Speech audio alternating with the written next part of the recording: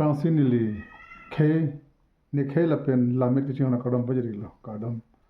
si wang bom pini thol le thosita ala lamli rani wang polong pini le thot ta ko chithan thuluna pini bang ke tumi dik la ibang arjon me parts of budian ka lir pen talo budi na tumi penan bang ke pini ke claim ke dam ki chu ki jun lai phasinon ke chithan po matidi tumi pen chenglo la pini le thot ta ko cheng thu na pini pen bang pini da ko son the thom nang than pon igli po si pini pen bang ke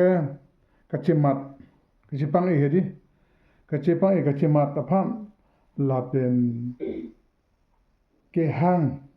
re karju arjudha dason phan alam lir be son ma la pen ke chin na phan chin ke sa tum chin automati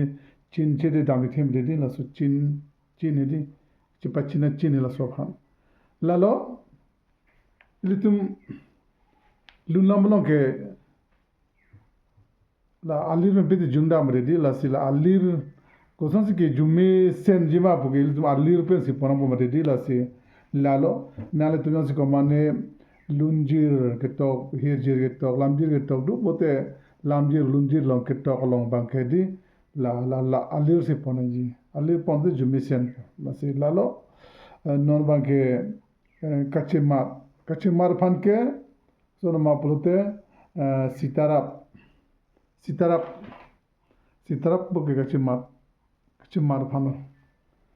chimat mate chipang la so phansi sitarap pol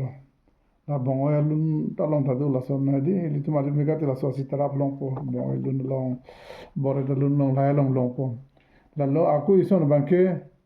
saro arjutha saro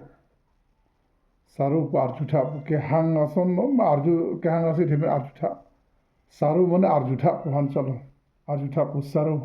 lulben ke saro thade na ko arjutha de ko han lage la so padok pakana along si long ko saro la lo la pen si banke chin mo saro te tunga do bita chin je pachin pen tig dam no hala sut ke moni tunge pu keng hong thom po apor lo hala sut banke hala so ban ku pima la ri pen ko ti pachin me ge dam la ke so no keng kindu la ke ada masara lun pe ni long si long la so la man ge keng kindu ge la keng kindu tok che po la so la ada masara lun se po la so bang ge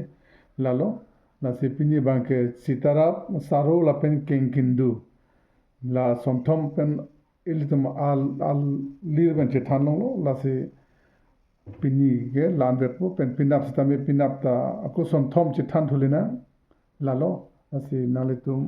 nalijir pyo se pini karbi lamlir arju kangtung do purute share tha pen like comment pigno lanbe lo la se jakong farana pidin bomlo nili la sonse tata sani bang theli thek an bang ke nili tana than pon kardo